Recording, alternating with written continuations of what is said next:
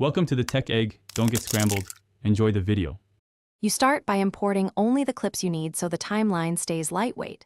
Once done, set the correct ratio, 16, 9 for landscape or 9, 16 for vertical, because motion behavior depends on frame geometry.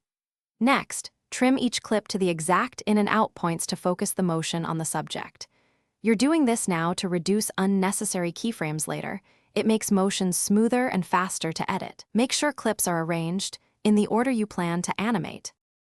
Now you craft the motion by enabling keyframes on the clip properties you want to change: position, scale, rotation, and opacity.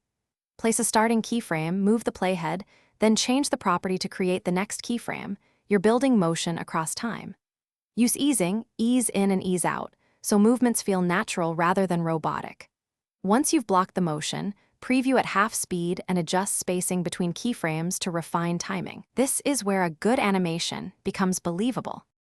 Finish by polishing. Tweak the anchor point for accurate pivots, add subtle motion blur for realism, and layer background movement for depth.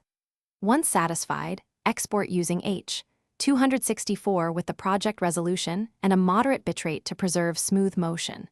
If you encounter stutter or jumps, check your timeline frame rate against source footage and reduce excessive adjacent keyframes.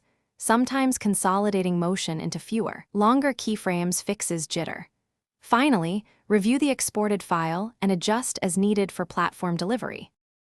Thanks for watching. Consider subscribing if I helped unscramble your problems.